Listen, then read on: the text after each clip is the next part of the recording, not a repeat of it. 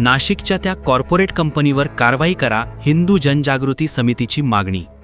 नाशिक येथील बहुचर्चित ज्या कॉर्पोरेट कंपनीत काम करणाऱ्या हिंदू महिला कर्मचाऱ्यांनी केलेल्या तक्रारीनुसार तिथे 4 वर्षापासून जाणीवपूर्वक हिंदू महिलांना लक्ष्य करणे, त्यांचा लैंगिक छळ करणे, धर्मांतरासाठी दबाव आणणे, गोमांस खाण्यास बाध्य करणे आणि नमाज पठणासारख्या धार्मिक कृतींसाठी सक्ती करणे असे धक्कादायक प्रकार घडले आहेत।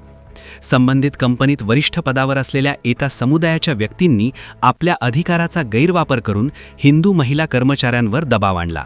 महिलांनी तक्रार करण्याचा प्रयत्न केला असता त्यांना कामावरून काढून टाकण्याची धमकी देणे किंवा त्यांच्यावर अधिक अत्याचार करणे असे प्रकार घडले आहेत। हे केवळ वैयक्तिक गुन्हे नसून कार्यस्थळावर धार्मिक दहशत निर्माण करण्याचा हा प्रयत्न आहे। त्यामुळे सदर कंपनी व तात्काळ कठोर कारवाई करून तिची सखोल चौकशी करावी अशी मागणी पिंपळगाव बसवंत येथे हिंदू जनजागृती समितीच्या वतीने निवेदनाद्वारे करण्यात आली आहे।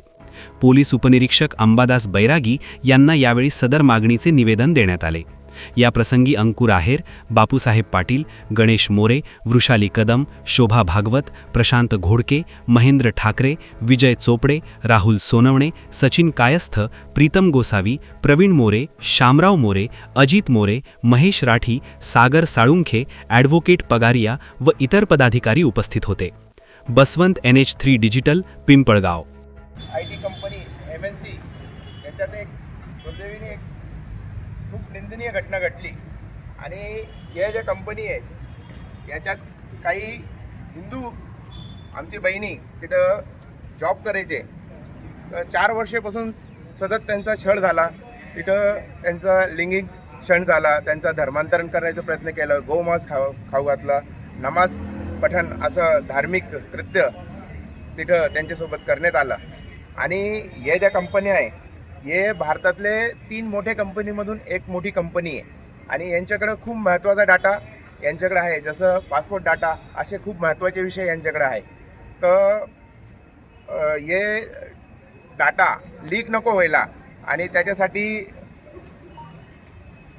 पोलिसांनी आणि मुख्य अधिकाऱ्यांनी विशेष याच्यावर सक्तीने कारवाई केली पाहिजे।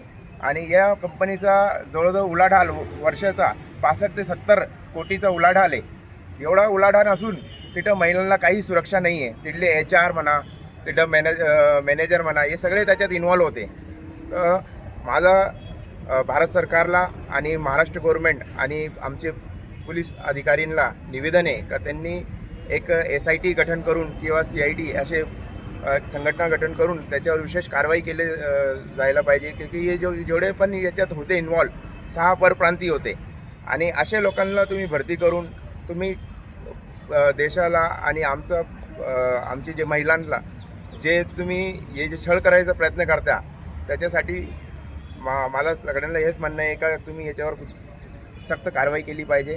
आणि जे 6 परप्रांतीय होते आणि बाकीचे हे एकच ब्रांच आहे त्यांची, बाकीचे बँगलोर आहे, पुणे आहे, हैदराबाद आहे आणि मुंबई आहे, त्याच्यानंतर दिल्ली आहे, असे भरपूर ब्रांचेस आहेत। तिथं पण त्यांनी सक्तीने कारवाई करून हे सगळं यांचा डाटा कलेक्शन करून यांच्यावर सक्त कारवाई केली पाहिजे। जय हिंद, जय महाराष्ट्र।